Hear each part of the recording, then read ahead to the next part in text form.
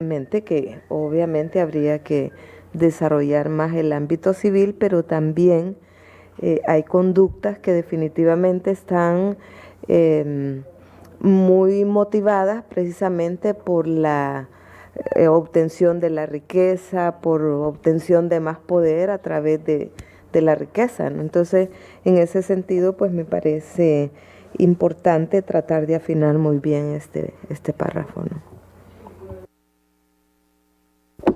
Sí, gracias. Bueno, también quiero hacer un disclosure y decir que, bueno, este es uno de los temas que trabajamos mucho desde la organización que dirijo y de hecho tenemos un programa que se llama Industrias Extractivas y Derechos Humanos, así que estamos muy involucrados en esto, por un lado. Y por otro lado, vengo de un país, Perú, y de una región, en realidad, América Latina, donde el tema de la extracción de recursos naturales y la conflictividad social que se produce en relación a la extracción de recursos naturales es el tema, digamos, de todos los días. Y en el caso peruano en concreto es uno de los principales problemas que tenemos. Uno abre los periódicos cada día y, bueno, buena parte de las noticias tienen que ver con conflictos sociales, protestas, heridos, muertes en relación a la explotación de una mina y la población que la cuestiona, otra población que está a favor, en fin. Entonces es un tema, digamos, que no es una cosa de vez en cuando extraña, sino que es la vida cotidiana de muchos países de la región. Y habiendo dicho eso, sí, bueno, se nota que trabajamos juntas. Suscribo plenamente lo que dice Naomi. Yo también, por supuesto que digamos, la posibilidad de que los delitos contra el medio ambiente puedan estar integrados en tratados internacionales y puedan convertirse en delitos internacionales es un sueño, así como hace años era un sueño, digamos, la persecución penal de crímenes de lesa humanidad, pero también coincido, ¿no?, que hay que ser muy prudentes, hay que ser cautos. Coincido también con lo que dijo en la mañana Baltasar, o sea, hay que pensar de cara al futuro, no hay que retroceder, hay que interpretar la ley creativamente. Y soy totalmente convencida y creo que eso fue lo que pasó cuando hace unos años, bueno, tú tuviste en tus manos el caso de Pinochet, o sea, interpretaste creativamente la ley y creo que eso es lo que hay que hacer. Pero, digamos, en estos temas, al conocer, digamos, en detalle cómo funcionan en los temas de medio ambiente, sí me inclinaría a ser bastante prudente. Yo también he vivido en carne propia lo que decía Naomi, este tema del nexo de causalidad y la probanza de los hechos, que es un, digamos, es un planeta, todo un planeta, que no se compara a los temas de probanza, por ejemplo, o a las problemáticas que trae la probanza en crímenes de lesa humanidad como tortura, desaparición. Son dos planetas totalmente diferentes. Y además, o sea, no solamente hay un tema de prueba y de nexo de causalidad, sino que hay una serie de actores involucrados. O sea, coincido totalmente en este rol tan importante que tienen las empresas transnacionales, por supuesto, son un actor poderosísimo, pero en estos temas, por ejemplo, los estados siguen siendo para mí un actor mega importante. Y no solamente, y digo, no solo los estados donde ocurren las explotaciones o los megaproyectos, sino los estados de origen de las empresas, o sea, los estados de origen de donde vienen las empresas que tienen una mina en Chile o en Perú o en Guatemala o ¿no?, en cualquier lugar del mundo, son un actor clave. Nosotros hicimos un informe el año pasado que era sobre el impacto de la minería canadiense en América Latina y la responsabilidad de Canadá. Y realmente para mí fue una sorpresa. O sea, yo pensé que el capítulo sobre la responsabilidad de Canadá iba a ser chiquito y bueno, me di cuenta que era, digamos, ahí habían 1000 cosas por decir, por hacer, o sea, el apoyo, por ejemplo, por decirlo en un párrafo, ¿no?, en una frase, Canadá, en este caso, hablo Canadá y sus empresas mineras en América Latina, que además hasta hace un par de años eran el 70% de la minería en América Latina era canadiense. Ahora, bueno, los chinos van ganando la partida, pero hasta hace 2 años era Canadá. Bueno, Canadá como país, como Estado, a sus empresas mineras les daba un apoyo total económico, préstamos a través de bancos, inclusive estatales, fondos de pensión, o sea, apoyo económico sin pedir nada a cambio, apoyo político, por supuesto, apoyo jurídico y apoyo diplomático. O sea, las embajadas canadienses en todos los países de América Latina eran, digamos, representantes de las compañías.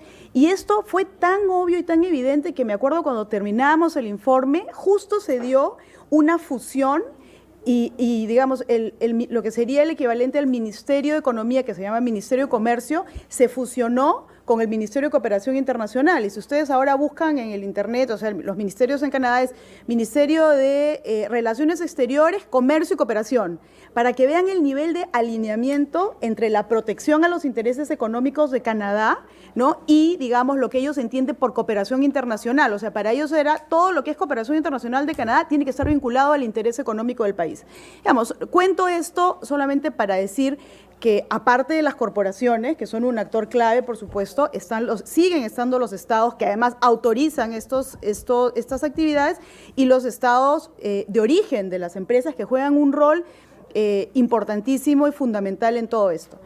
Yendo al artículo, yo también digo, por técnica legislativa, ¿no? Bueno, técnica legal, trataría de separar un poco lo económico de lo del medio ambiente. Me parece que eso puede ser un poco confuso. Además, se menciona en el artículo, al comienzo se empieza con graves delitos contra la naturaleza del medio ambiente, a la mitad está el tema de la explotación ilícita de los recursos naturales y al final se vuelve a hablar de la destrucción de los ecosistemas. Entonces aquí a mí me parece que valdría la pena separar, primero. En segundo lugar, yo, es una opinión muy personal, ¿no? Lo reduciría, o sea, yo creo que todos coincidimos en que ese es un tema que está en discusión, está en...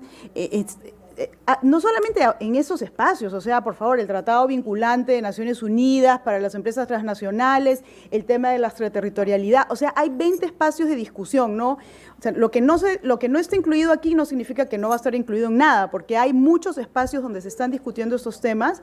Yo lo reduciría a los graves delitos contra la naturaleza y el medio ambiente, porque para mí ahí pueden entrar muchas cosas. Y concretamente, en relación al párrafo o a la frase de explotación ilícita, también, o sea, por ejemplo, los ejemplos que tú pusiste de fumigación y desplazamiento, no, digamos, esas son actividades lícitas, digamos, son autorizadas por los estados. Entonces, no sé, no me queda muy claro por qué se puso ilícito aquí, si se estaba pensando en casos realmente lícitos, legales, ¿no? Entonces ahí, bueno, en concreto siento que se necesita una discusión de fondo sobre qué se entiende por cada uno de estos delitos, y me parece que para mí lo más sano sería como dejar el título general, ¿no? Y luego, bueno, avanzar en cuál es el contenido.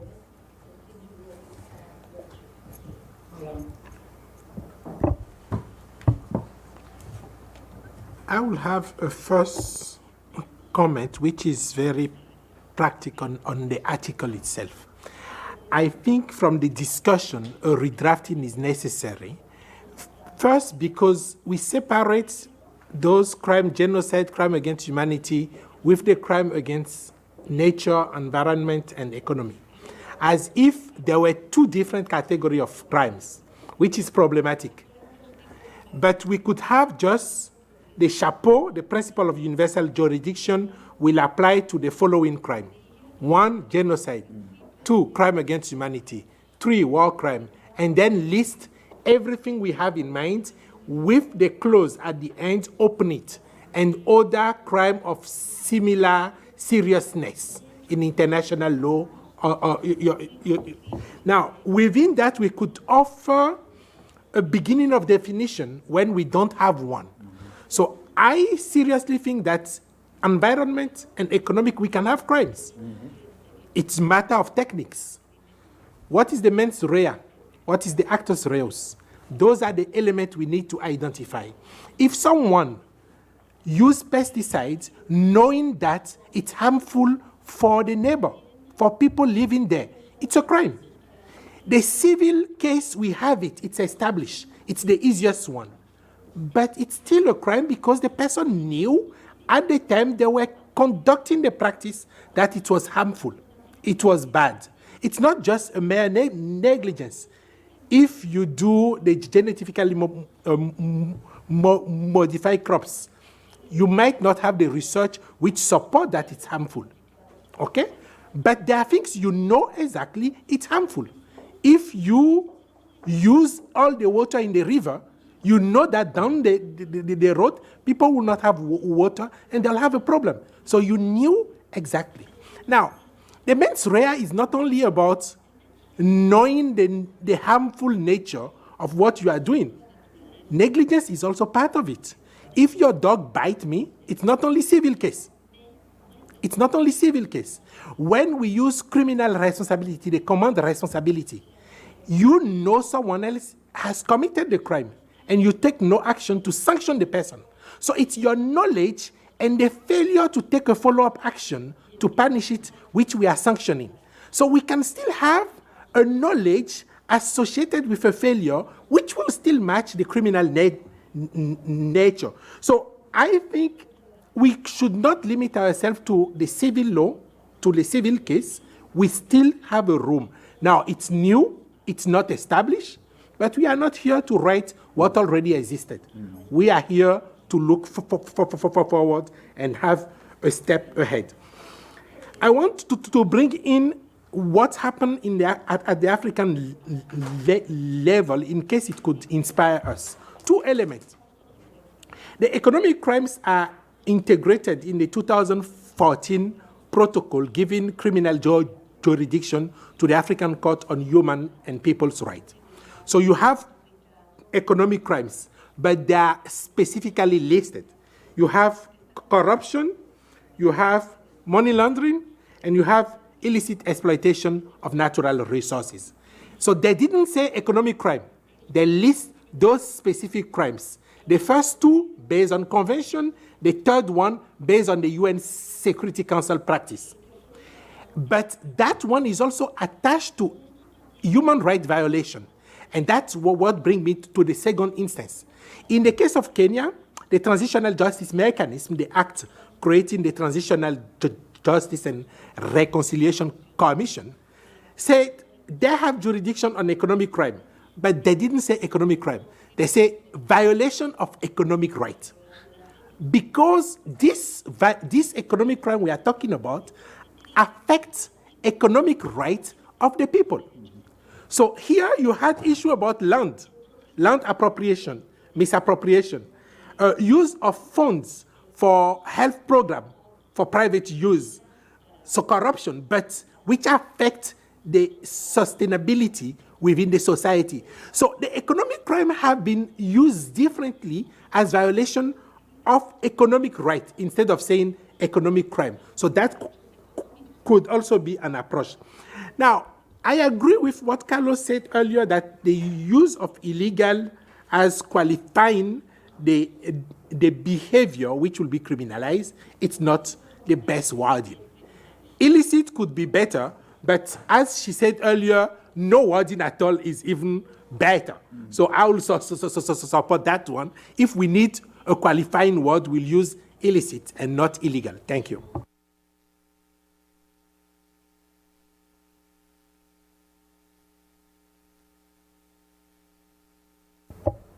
Thank you, Mr. Chairman. I wanted to comment on Naomi's comment on causation, and I take the point. It's an important one.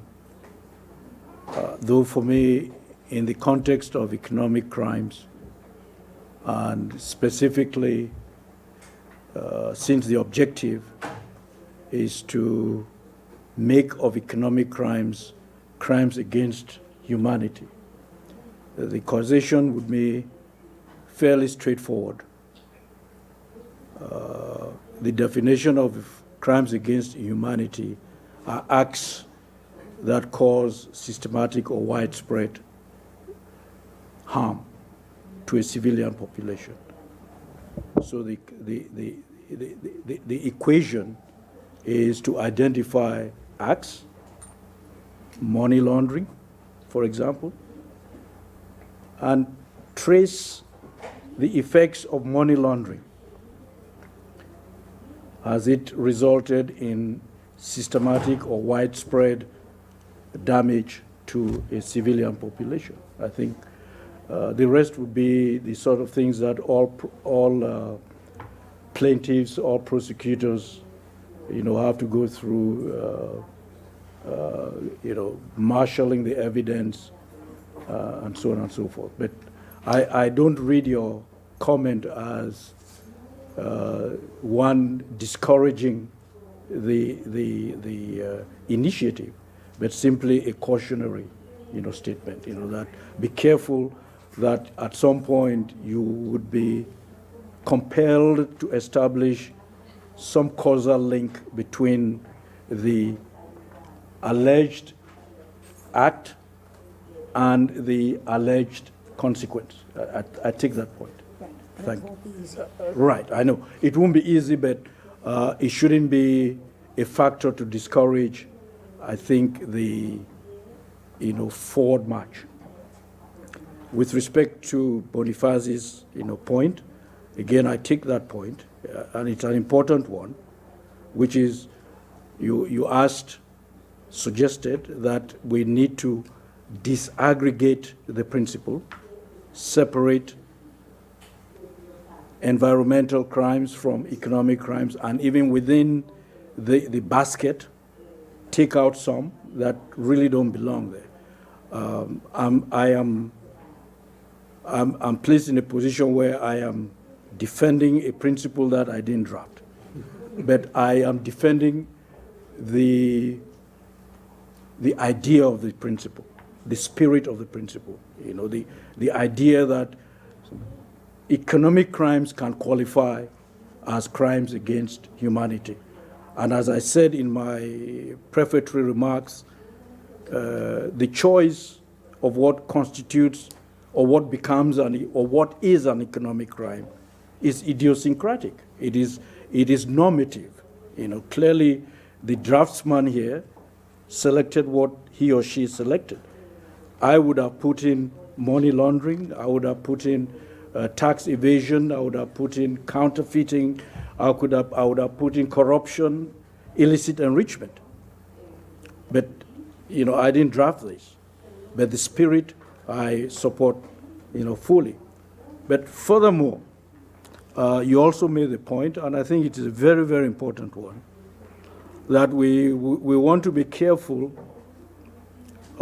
in distinguishing between international crimes and transnational offenses.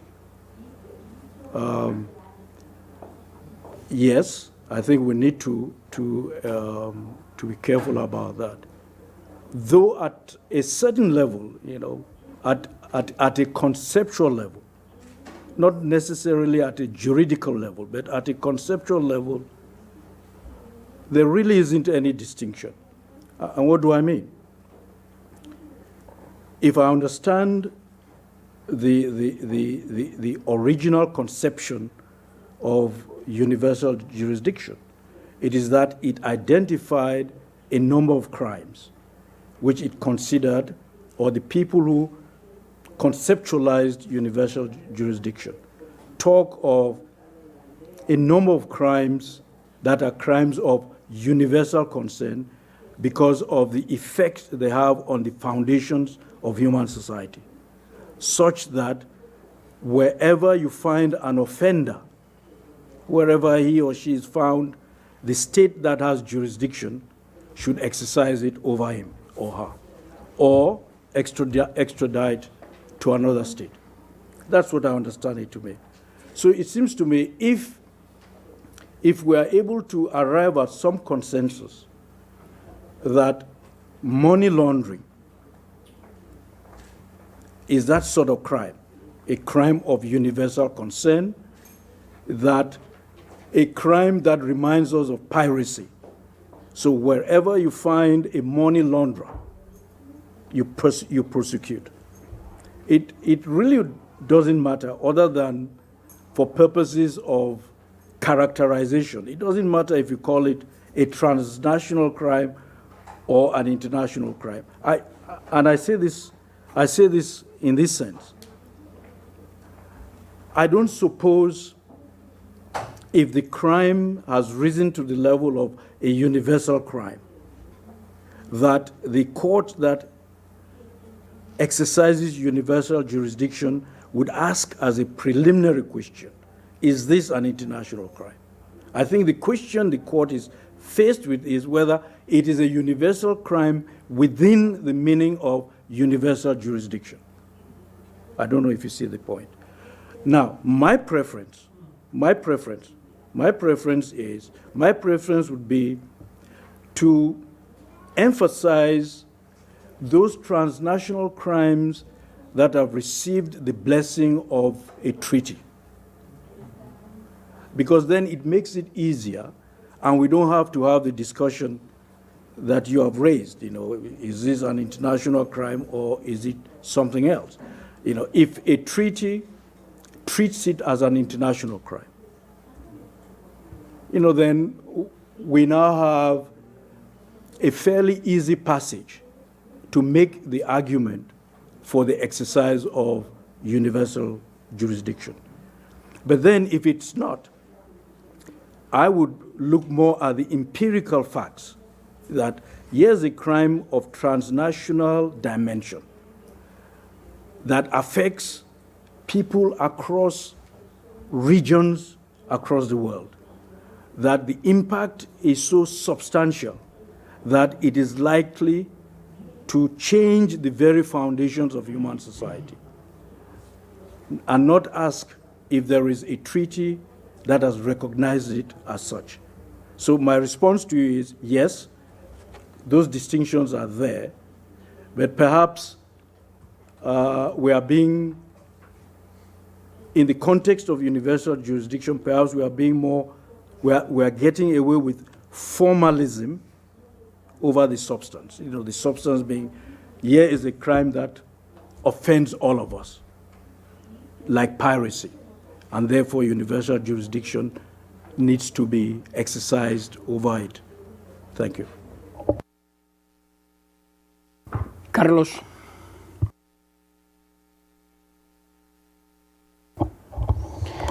Bueno, yo creo que cuando hablamos de jurisdicción civil, también podríamos hablar de un fracaso.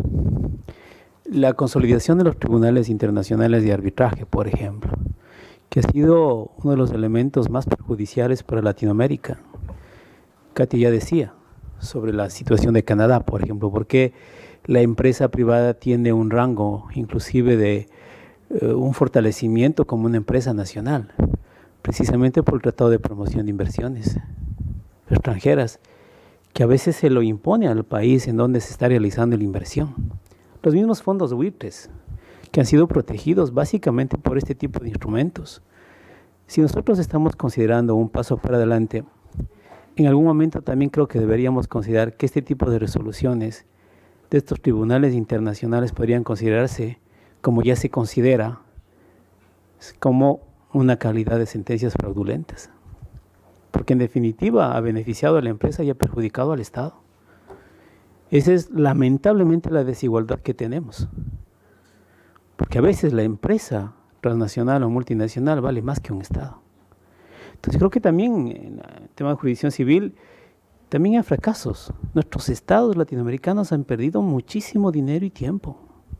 Y seguirán perdiendo. Porque hay una vorágine detrás de un Estado muchas veces que es una transnacional. Y no es que estemos criminalizando a las empresas transnacionales para nada. Pero yo creo que sí hay que pensar también en el contexto en que se verifican las controversias.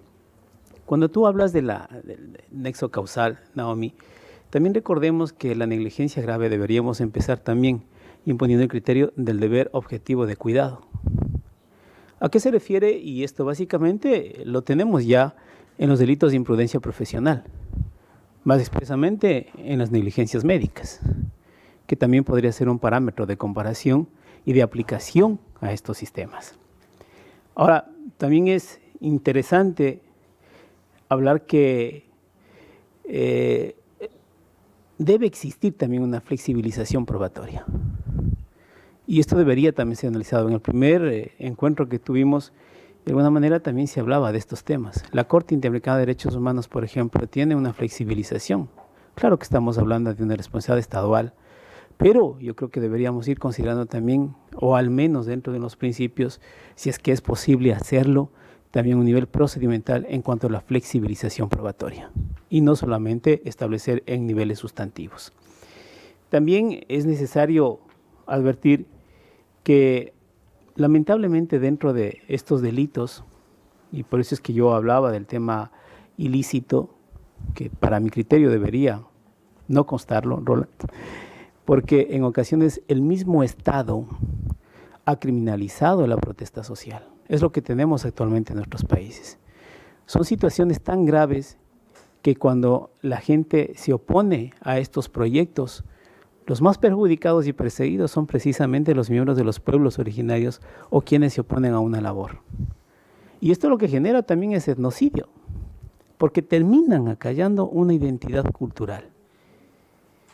¿Cuántos líderes, lideresas en el Perú, por ejemplo, también existen, en el Ecuador también, están actualmente encarcelados? Precisamente por ejercer un derecho a la resistencia. Y que esto viene de un proyecto y a veces una práctica sistemática. Por eso manifestaba que detrás de un Estado hay una transnacional. Y ahí nos ponen en otra dimensión. ¿Qué ocurre, por ejemplo, no solamente con las empresas transnacionales privadas, sino las públicas? Codelco, de Chile, que también tiene concesiones de Estado a Estado. ¿Cuál es la responsabilidad inclusive de los Estados cuando promueve una actividad de exploración o explotación a través de acuerdos interestatales que también deberíamos analizar? Y yo estoy de acuerdo que dentro del análisis en la primera parte, y estoy de acuerdo con Gonzalo, en el sentido también de establecer a la naturaleza con los derechos. Es decir, hablamos del ser humano, pero yo también creo que es hora de dar otro paso adelante, también de hablar de la naturaleza con sus derechos. Ya lo ha hecho en África y me parece a mí, Roland, de bastante aporte ya la tipificación en el 2014, según nos cuentas. Y por lo tanto, dentro del análisis que se establece estos principios, también yo creo que sería interesante por lo menos visibilizar que también la naturaleza tiene derechos. Sería también un paso adelante. Y sobre todo yo creo que, si bien es cierto hay que ser prudentes, pero la prudencia también rebasa algunos límites. Siempre se ha postergado. Y sí te puedo decir de que en el Estatuto de Roma, en el numeral 8, numeral 2, literal B, acápite cuarto, ya se habla algo de medio ambiente. Dice, lanzar un ataque intencionalmente a sabiendas de que causará pérdidas incidentales de vidas, lesiones a civiles o daños a bienes de carácter civil o daños extensos, duraderos y graves al medio ambiente. Si bien es cierto, se enfoca en un tema de un crimen, de guerra, pero ya lo menciona. Establece por ahí, pero ya lo menciona. Y finalmente, para terminar en esta parte, como una membranza a Galeano, permítame solamente reflexionar lo que él decía. Suena raro, ¿no? Esto de que la naturaleza tenga derechos. Una locura. Como si la naturaleza fuera persona. En cambio, suena de lo más normal que las grandes empresas de Estados Unidos disfruten de derechos humanos. En 1886, la Suprema Corte de Estados Unidos, modelo de la justicia universal, extendió los derechos humanos a las corporaciones privadas. La ley le reconoció los mismos derechos que a las personas: derecho a la vida, a la libre expresión, a la privacidad y a todo lo demás. Como si las empresas respiraran. Más de 120 años han pasado y así sigue siendo. A nadie le llama la atención.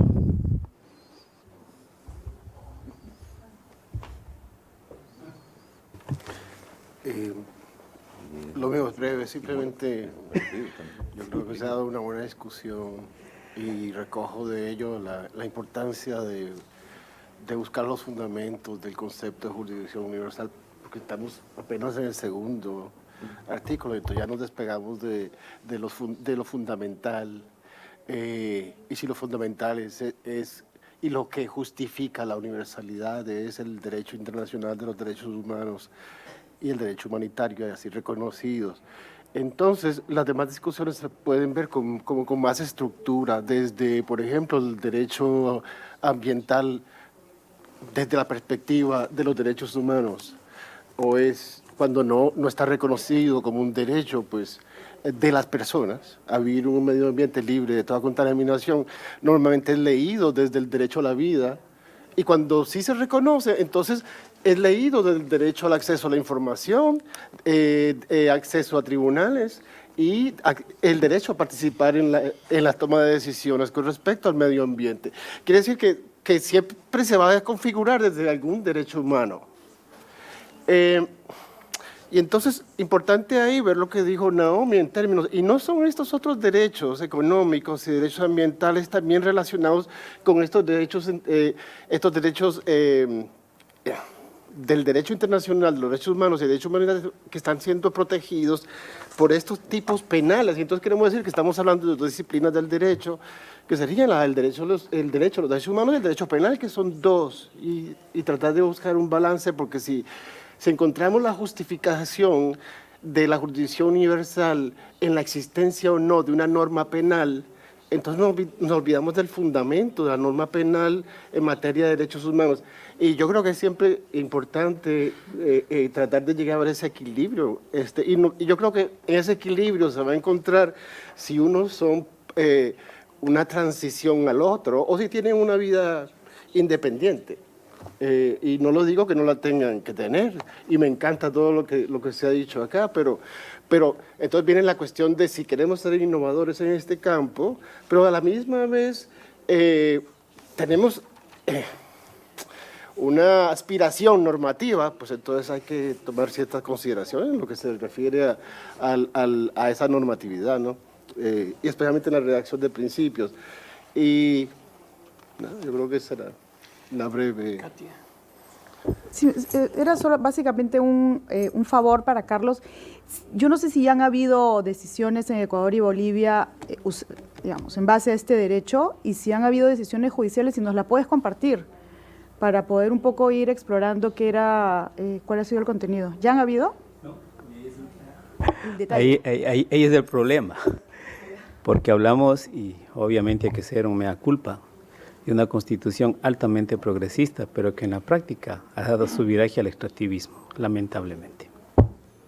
Ojalá tenemos derechos y ojalá la Defensoría del Pueblo, que es la encargada de la defensa de los derechos de la naturaleza, ojalá en algún momento pueda defender también a las comunidades en este tema. Precisamente por lo que yo hablaba, cuando hay lamentablemente este tipo de requerimientos de inversión extranjera, pues todos estos pasos de consulta previa y de derechos se los olvida por un principio básico: tener más dinero a costa de lo que sea.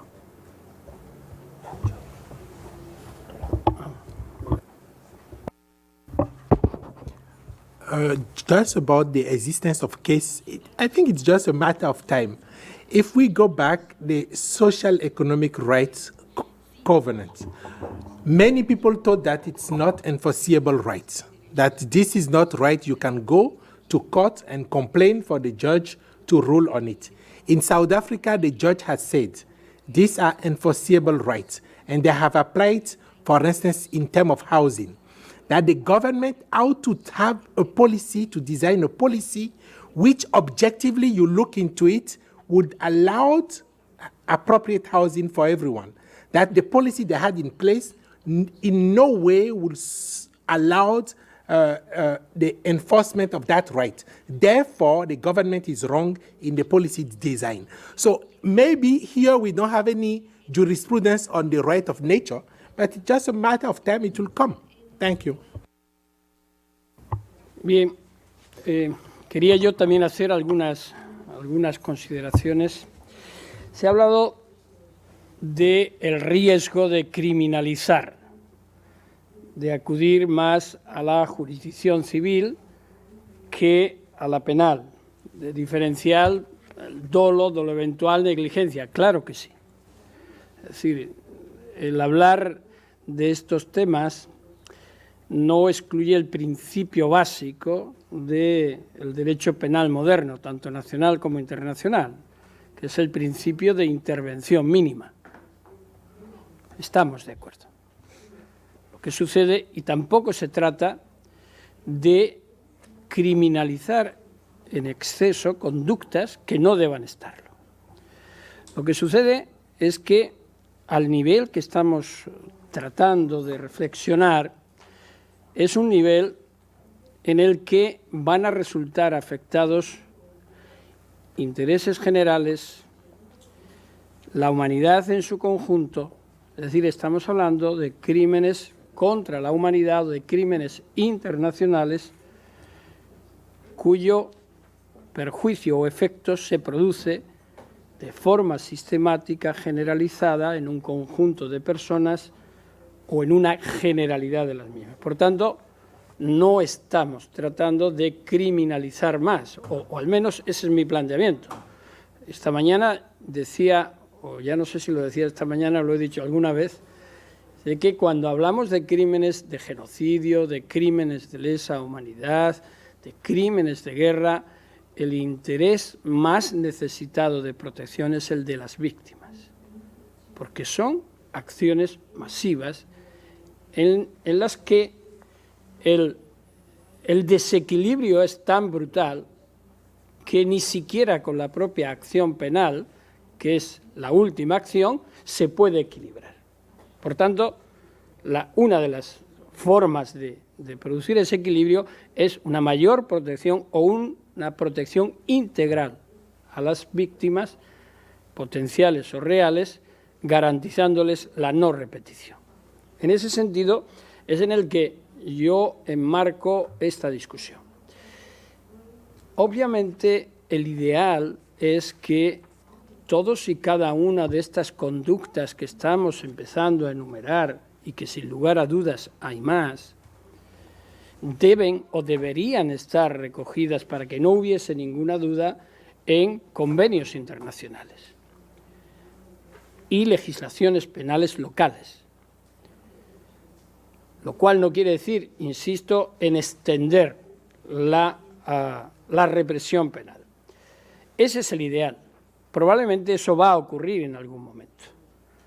La inercia de la historia nos demuestra. Ahora Nadiva estaba hablando del blanqueo de dinero, pero sabemos que el blanqueo de dinero comenzó a ser delito como tal a principios de los años 90 y en algunos países hace apenas 4 o 5 años. Es decir, no es un periodo largo para que podamos poner en duda que lo que hoy estamos debatiendo probablemente va a ser una realidad dentro de unos años. Estoy de acuerdo con Nadiva. Estamos hablando del espíritu, de lo que, o al menos de lo que queremos transmitir, hablo en primera persona, cuando hablamos de crímenes de lesa humanidad de contenido económico, financiero, medio ambiente y demás. Claro que tiene que haber una protección individualizada de cada uno de estos bienes jurídicos. Pero lo que se quiere ver es que cuando las acciones nacionales o transnacionales sean masivas, sistemáticas, formen parte de una política, de una acción coordinada, sistemática, por intereses de grupos económicos, sean legales o ilegales, grupos en asociación con gobernantes o estados, en donde se mueven los intereses económicos, financieros y producen un resultado dañoso en forma consciente o claramente evitable, es decir, dolo eventual, simplemente con haber adoptado las medidas correspondientes, tengamos esa protección. Por ejemplo, y nuestro amigo, el cámara que está allí grabándonos, me decía algo que yo tenía para decir en mi intervención, en esta intervención. Si nos vamos a la página web de Monsanto, nos vamos a encontrar con algo curioso, que los glifosfatos no producen daño a la salud. Si eso es así, y después de que haya unos análisis o unos estudios que dicen que eso no es tal, sino que sí producen perjuicio, ¿qué ocurre a partir de ese momento? ¿Hay dolo o no hay dolo? Si se sigue utilizando como se está utilizando el sistema de glifosfatado en determinados ámbitos. Bueno, es una reflexión, es decir, si desde el momento en que estudios técnicos nos dicen que eso puede producir daños irreparables a la salud y se sigue desarrollando con acuerdo del gobierno de la multinacional o del Sun Corda, es decir, ahí ya hay una voluntad que está contraponiendo el interés económico de una corporación o de un grupo económico frente a otro interés, desde mi punto de vista, más necesitado de protección, que es la salud humana. Y si esa acción se produce en forma sistemática, quizás nos tengamos que plantear que ese tipo de conductas deban de estar codificadas o deban de estar recogidas, advirtiendo que una acción de ese tipo puede ser un crimen de lesa humanidad. Lo único que difiere desde mi punto de vista es el modo de ejecución. Bien, por tanto, de acuerdo con Naomi, es compatible perfectamente la expansión de la jurisdicción universal civil con todos los correctivos o correctores, perdón, que tengamos que introducir para que no se produzcan hechos como los que aludía Carlos, pero es perfectamente compatible con la tipificación penal internacional de las conductas más graves, que es de lo que estamos hablando. Por supuesto que tendríamos que ir avanzando en la tipificación local, nacional, y de ahí ir avanzando. La causalidad, obvio, pero es el gran problema de la responsabilidad penal masiva, ¿no? Siempre tenemos, cuando nos enfrentamos a delitos de tipo delito masa o el aprovechamiento económico o las acciones conexas unas con otras, nos encontramos la dificultad de establecer la relación de causa-efecto, la responsabilidad del máximo responsable respecto de los crímenes ejecutados en grado segundo, tercero o quinto nivel, es difícil establecerla. Cuando se juzga a un jefe de Estado, probablemente el jefe de Estado o dictador no se ha llegado ni siquiera a manchar las manos de sangre. Puede ser que no. Y sin embargo, hay una responsabilidad. Yo recuerdo cuando investigábamos el caso Pinochet que no era fácil establecer el nexo causal. Podemos hablar también de Fujimori o de tantos otros, ¿no? Es decir, no es fácil. Por tanto, en muchas ocasiones será un problema de prueba y un problema de establecer el nexo causal, pero ahí es donde vendrá el desarrollo de estos principios ya en el efecto práctico para determinar cómo, de qué manera tenemos que describirlos para que quede acreditado el hecho en sí. Por tanto, la dificultad de la prueba no puede ser nunca obstáculo para la tipificación del hecho. Tendremos que hacer esfuerzos añadidos. Yo pienso que hace unos años había mecanismos probatorios que ni se planteaban. Después, la Corte Penal Internacional, el Tribunal Penal Internacional de la ex Yugoslavia y demás, nos han ido escenificando mecanismos probatorios que se le empieza a dar carta de naturaleza y que antes no existían. Yo, antes de las investigaciones relacionadas con crímenes de lesa humanidad, tengo que reconocer que nunca se me había ocurrido acudir a informes de Naciones Unidas, informes de los relatores, comparecencias, etc. Sin embargo, hoy día suele ser normal que al nivel de crímenes como los que estamos hablando, eso sea un mecanismo de formación de la convicción o de elementos probatorios indirectos que nos pueden servir como base para avanzar en el planteamiento. Por tanto, eso hay que tenerlo en cuenta y obviamente tenemos que ir con aplomo y con mesura y responsabilidad, pero no estamos definiendo el código ni los elementos de la prueba, ni los elementos de los crímenes, es decir, no estamos haciendo el Estatuto de Roma. Si lo hiciéramos, a lo mejor salía bastante mejor que otros. Pero estamos planteando como obviamente todo es cuestión del lege ferenda, pero estamos planteando que estos fenómenos deben tener un reconocimiento internacional y deben de tener una protección universal para cuando la acción es masiva. Tenemos el ejemplo que Roland hablaba del protocolo de la Unión Africana. Bueno, ahí tenemos genocidio, crímenes contra la humanidad, crímenes de guerra, crímenes de cambio inconstitucional, golpe de Estado, en definitiva. Piratería, terrorismo, mercenarios, corrupción, lavado de activos, tráfico de personas, tráfico de drogas, tráfico de residuos peligrosos, ilícita explotación de recursos naturales y crimen de agresión. Es decir, tenemos un catálogo ya en un mecanismo regional que está marcando que el camino que estamos analizando aquí y que la línea es la correcta. Lo que estamos tratando es de avanzar. Otro mecanismo que es el Tribunal Penal Internacional de UNASUR es algo que se está debatiendo ya en este momento y que incluye crímenes, algunos de los crímenes de esta naturaleza económico-financiera. Es un mecanismo transnacional. Por supuesto que tenemos que diferenciar efectos teóricos, lo que son los crímenes de naturaleza extraterritorial, transnacional, de lo que es el crimen internacional y la protección universal de los crímenes. Podemos y debemos ir definiendo cuál es el acomodo.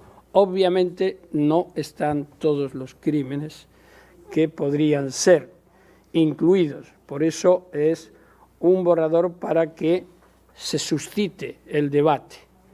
Es verdad, decía antes, creo que era Naomi, que parte de los delitos que aprovechan ya forman o están integrados en otros, como el aprovechamiento de los bienes, etcétera. Pero también es verdad que por la entidad se han ido tipificando hechos que, estando conexos con otros, han adquirido entidad propia y se penalizan separadamente. Estoy pensando, por ejemplo, en la financiación del terrorismo. Hace unos años formaba parte del terrorismo en general quien se aprovechara, quien contribuyera. Hoy día tiene una tipificación expresa, una convención internacional con mandato expreso de Naciones Unidas, del Consejo de Seguridad, de que se tipifique el delito de financiación del terrorismo y otros vinculados al terrorismo. ¿Por qué? Porque al final el conjunto de naciones ha llegado a la conclusión de que una amenaza global terrorista puede generar un riesgo permanente, constante, en sectores completos del mundo, universales. La cuestión es que por qué nosotros no nos planteamos, como estamos haciéndolo, que hay otro tipo de acciones que de alguna forma pueden estar inmediatamente relacionados con los crímenes clásicos, pero que necesitan esa superprotección. Es el mensaje disuasorio también de carácter preventivo, prevención desde la legalidad, es decir, este tipo de conductas, cuando se den estas características, tienen la suficiente entidad porque amenazan a la población para estar sancionadas internacionalmente. Por supuesto que por los criterios de conexidad siempre vamos a poder acercarnos, pero el poder acercarnos va a depender de criterios de interpretación, de qué es la conexidad, cuáles son los vínculos de conexidad. Estábamos hablando esta mañana de los vínculos de conexión. No tiene sentido que digamos que no debe de haber vínculos de conexión cuando ahora ya estamos diciendo que tiene que haberlos en los crímenes económicos internacionales. ¿Por qué? Es verdad, tenemos que definir bien, por supuesto, no puede ser la demagogia personificada hecha un artículo de un instrumento internacional. Pero, ojo, que quizás nos tenemos que quitar de la cabeza el prejuicio de que la forma tradicional de comisión de los crímenes es una y no puede ser otra. Yo creo que sí puede ser, claro que sí. Hay crímenes como el de corrupción, como el de blanqueo, etcétera, que quizás entran directamente en el artículo siguiente. Quizás por esto no habíamos suscitado el debate en este momento. Los ciberataques de la forma desarrollada y demás, como otras acciones, como la protección internacional de los whistleblowers, etcétera, son hechos que quizás nos deberíamos de plantear también su protección internacional. Los crímenes medioambientales, cuando hablábamos de empresas y Estado, no se trata de criminalizar a las empresas. Quizás en mi argumentación hablaba de empresas porque daba por supuesto, obviamente pueden ser grupos económicos, uniones temporales de acción criminal, intereses, no sé, como el de los garimpeiros en Brasil, que deciden un buen día eliminar, asesinar a 70 o 80 personas de una etnia que están impidiéndole las extracciones ilícitas. No hay ningún vínculo empresarial, sino unos intereses económicos concurrentes. Por tanto, sin ningún problema, los grupos organizados de individuos, no necesariamente el de las empresas, deben de estar también incluidos. No sé si me quedaba alguna cosa más por aquí, pero bueno, en sustancia es lo que quería decir. Es decir, no hay incompatibilidad en la protección civil y penal.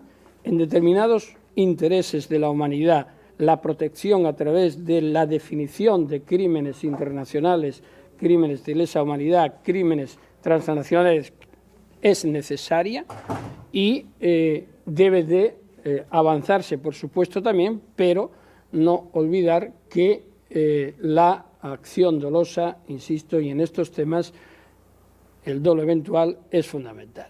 No se puede llamar a engaño, no nos podemos llamar a engaño que una gran multinacional que soborna, que corrompe a funcionarios o a cualesquiera otros elementos para conseguir una explotación que ya desde ese momento es ilícita y que además utiliza, por ejemplo, trabajo esclavo de niños, de niñas, de adolescentes, etcétera, pues puede llamarse que eso es negligencia, es decir, no. Y tenemos ejemplos más que suficientes, ¿no? Cuando se derrumba el edificio de Bangladesh en enero de 2013 y resulta que en la sede de ese edificio donde mueren 1000 personas hay grandes empresas occidentales confeccionando con mano de obra esclava e ilegal prendas que después se compran en la Quinta Avenida o, no sé, la Plaza X de Madrid o de París, pues entonces uno dice, ¿dónde está el desconocimiento, no? Desde luego hay una conciencia y si eso produce un beneficio y un perjuicio, podemos plantearnos la necesidad de proteger. Bueno, yo creo que ya está, era lo que tenía que decir. ¿Tenemos alguna intervención más o ya damos por finalizada la...? No, a ver, ¿qué hay más? Sí, tenemos una intervención de Naomi. Entonces Naomi, pero tenemos que hacer un break, ¿no? Sí, sí. Sí. Bueno, pues entonces 10 minutos que al final se convertirán en 20, pero 10 minutos a ser posible y seguimos con el debate. Gracias.